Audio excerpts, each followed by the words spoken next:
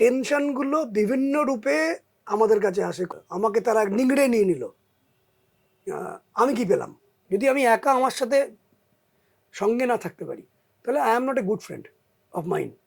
ছোটোবেলা থেকে লোকে আমাকে ইউজ করে নিল।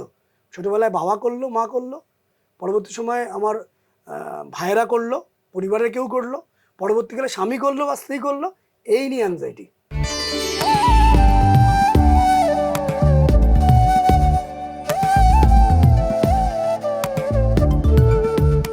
নমস্কার, আনন্দবাজার অনলাইনে আপনাদের স্বাগত জানাই।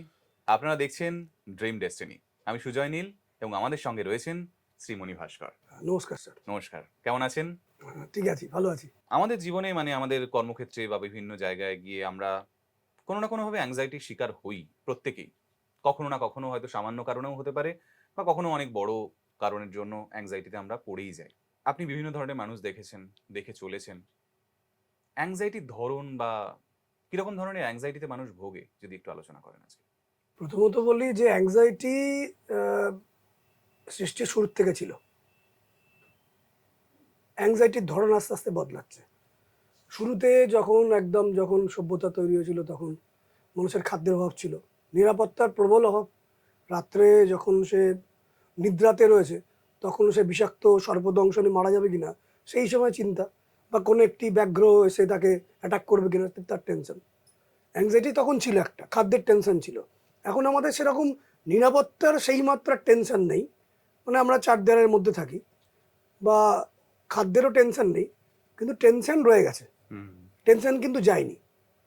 এবং আমি আমার অভিজ্ঞতায় দেখেছি অ্যাংজাইটি কিছুটা ভালোও বটে। তার কারণ আমি দেখেছি একটা ইকুয়েশন, যে একজন মানুষের ভলিউম অফ গ্রোথ জাজ করা যাবে how you can tolerate your tension and anxiety plus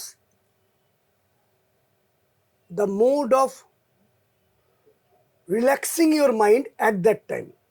both ওয়েতে, একদিকে কীভাবে টেনশনটাকে, অ্যাংজাইটিকে আপনি টলারেট করছেন, হজম করছেন ভাবে, এবং তার সঙ্গে রিল্যাক্স থাকছেন, is equal to volume of our growth. এই অ্যাংজাইটিটা আমাদের কিছু দরকার।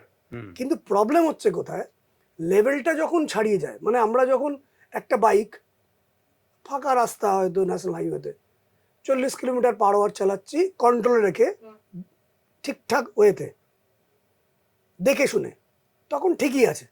কিন্তু ওটা যদি আমি 120 করে ফেলি, তখনও টেনশন আসবে। তার মাত্রা যখন বাড়াচ্ছি, সেই টেনশন কিন্তু আসবে। এবার এই টেনশনগুলো বিভিন্ন রূপে আমাদের কাছে আসে। সম্মান নষ্ট হয়ে যাবে না তো? যে যত বড় ওপরে ওঠে, তার তত বুদ্ধি করে কথাবার্তা বলা, বাক্য সচেতন হওয়া ভীষণ জরুরি।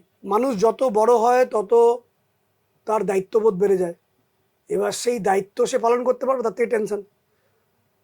অনেকের আবার, সে তত বড় না, সাধারণ মানুষ, তার মাকে নিয়ে টেনশন, মায়ের শরীর স্বাস্থ্য, পিতার শরীর স্বাস্থ্য, পরিবারের মেম্বারদের মধ্যে অশান্তি, সেটা কি করে ট্যাকেল করব, হার্ডশিপ। কারুর আবার আইনত জটিলতা, হট করে পড়ে গেল, সে জানেই না, বা জানে, আসতে চলেছে জানে আমি সেই ভুল কাজটি করেছি বা করিনি, সেখান থেকে টেনশন। অনেক সময় টাকা, আমার মনে হয় যারা অনুষ্ঠান দেখছেন, তাদের সেই অর্থে টাকার টেনশন খেতে পাচ্ছি না এমন নেই, কিন্তু উই নিড মোর। আমরা যখন কোনো একটা জিনিস চাইছি, সেটা আরও চাইছি। এই আরও চাওয়া থেকেই অ্যাংজাইটি বোধহয় প্রথম জন্ম হয়েছিল। এবং মানি একটা টেনশন। অনেকে রিল্যাক্স চাইছে, আরামের ঘুম, রিল্যাক্স, লাক্সারি, কমফোর্টেবল জীবন, এটা চাইছে। এটা না জেনে চাইছে যে এটা সত্যি কথা, নেগেটিভ ইজ নর্মাল, কিন্তু তাদের কাছে নেগেটিভ ইজ নর্মাল নয়। আবার অনেককে নিরীক্ষণ করে বেড়াচ্ছে, কে আমার ক্ষতি করছে, কেন আমাকে এটা বললো, ভেতরে কি আছে, ওর পেছনে কি, ওই জানার খোঁজে সে অ্যাংজাইটি করছে, ন্যায় নিরীক্ষণ করছে। আরে অত জানার দরকারই নেই, ব্যাপারটা খুঁচিয়ে আরও চিন্তা করছে ভেতরে কি, তার থেকে টেনশন। অনেকে নিজেই একটা নিজের মনের মধ্যে একটা টেনশন তৈরি করছে, নিজেকেই ভালো লাগে না, নিজের সংসারকেই ভালো লাগে না, ঈশ্বরের উদ্দেশ্যেই হাজার হাজার নিজেকে নিয়ে সে হ্যাপি নয়। এবং ঈশ্বরের উদ্দেশ্যেই হাজার হাজার তার লিস্ট আছে, যে তুমি এই তুমি সেই লিস্ট আছে।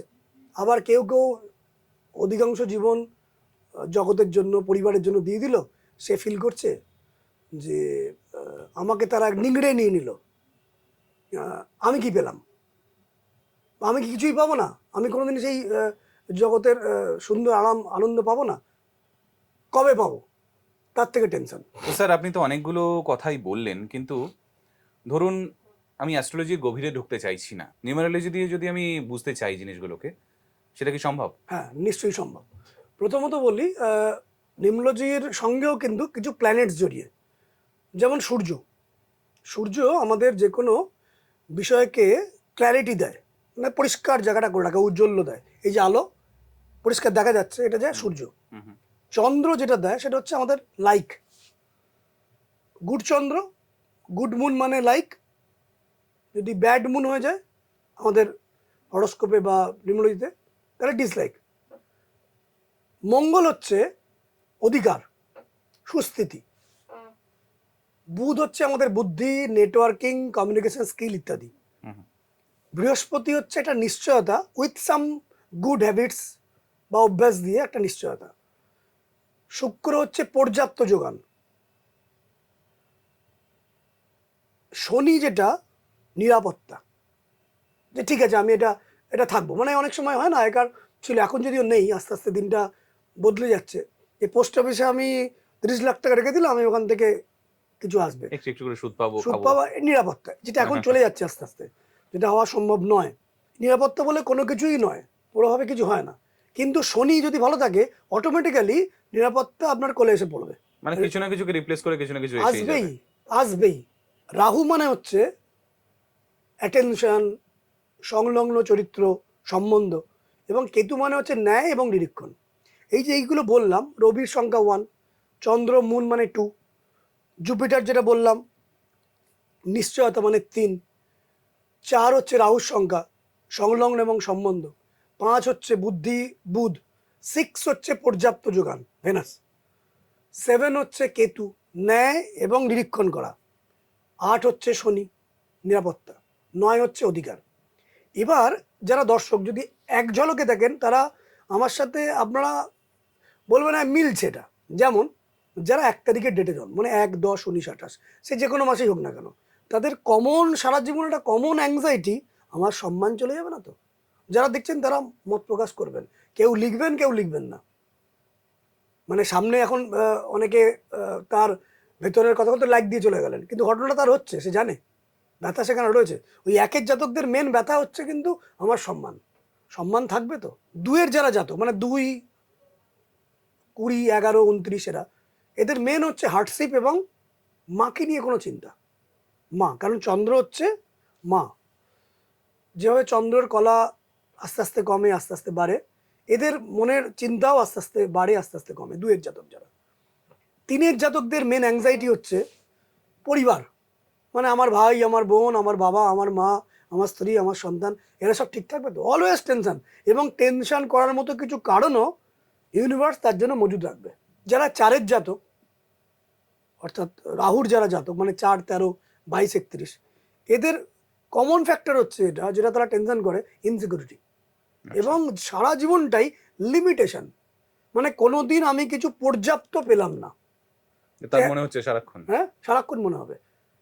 হয়তো কিছুটা সে পর্যাপ্ত পেলো, 60 বছরে পেলো, যেটা তার পাওয়া উচিত ছিল হয়তো 22 বছর বয়সে, তখন তার ওটা দরকার নেই। শীত চলে গেল, তখন তার কাছে কম্বল তোষক গেল। এটা 4-এর জাতকের কমন ফ্যাক্টর।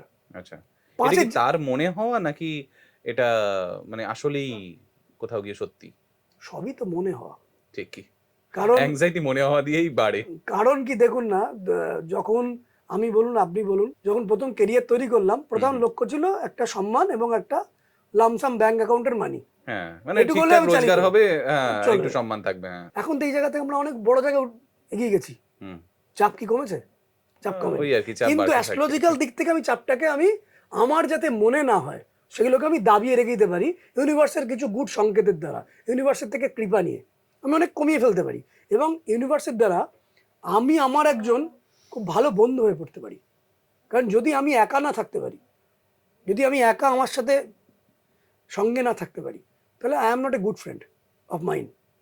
এবং যে কোনো কিছু অ্যাংজাইটি হচ্ছে, টেনশন আসছে, এটা জেনারেলি আসে কিন্তু আইদার কোনো একটা বিষয়ে আপনি প্লেজার পেয়েছেন, সেটা এখন পাচ্ছেন না, পেনে রূপান্তর হয়ে গেছে।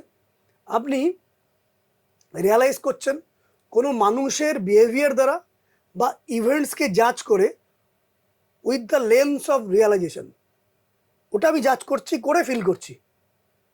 তো আলটিমেটলি আমরা এই জাতকদের এই ফিলগুলো হয়, এবং এই ফিলগুলো যাতে তারা না করে তার জন্য সাপ্লাই প্রয়োজন। 5 যেমন সারা জীবন অর্থ কষ্ট, অর্থ আছে, ভর্তি অর্থ আছে, আরও চাই। যত 5-এর জাতক দেখেছি, 5, 14, 23, টাকা টাকা টাকা টাকা, হয়তো টাকা দিয়ে তারা একটা ভালো লামসাম কিছু একটা জমালো, জমি দুম করে সেটা জমি বাড়ি বিরাট বড় করে ফেললো, আবার টাকা টাকা, খেটে খুঁটে রাত দিন পরিশ্রম করে রাত্রে 4 ঘন্টা ঘুমিয়ে সেটাকেও মিটিয়ে ফেললো, একটা বিরাট বড় দামি 30 লক্ষ টাকার গাড়ি, সে নিজে দায়ী, তাহলে কেউ করবে না? এটা 5-এর জাতকের একটা কমন ফ্যাক্টর। তার থেকে অ্যাংজাইটি। 6-এর জাতকদের হচ্ছে রিল্যাক্স চাই, আমি আরাম চাই, লাক্সারি চাই, মানে আমি রিল্যাক্স ভোগ না করলে আমি জানি চাই আমার যেন 4টে সুন্দর সুন্দর গাড়ি থাকে, বড় বড় বাড়ি থাকে, ঘরের দেওয়াল যেন খুব পরিষ্কার হয়, আমার যেন নগদ চাকর থাকে, আমি দেখবো, ওই দেখেই শান্তি। 7-এর জাতকদের যেটা, আমি নিরীক্ষণ করব, কি আছে জানবো, যদি জানাটা ভুল জানি সেই নিয়ে টেনশন, কেন ভুল জানলাম, তাহলে একদিন কি আমায় ঠকিয়ে এসছে, এই নিয়ে টেনশন। 8-এর জাতকদের যারা, অবলিগেশন অ্যান্ড স্যাডনেস সারা জীবন থাকবে 8-এর জাতকদের, 8, 17 এবং 26। যারা 9-এর জাতক তারা বলবে যে ছোটোবেলা থেকে লোকে আমাকে ইউজ করে নিল, ছোটোবেলায় বাবা করলো, মা করলো, পরবর্তী সময়ে আমার ভাইয়েরা করলো, পরিবারের কেউ করলো, পরবর্তীকালে স্বামী করলো বা স্ত্রী করলো, এই নিয়ে অ্যাংজাইটি। এবার প্রশ্ন আসছে যে এই অ্যাংজাইটিগুলো আমরা কতখানি কমাবো, কিভাবে, সেটা আমি পরের এপিসোডে বলবো।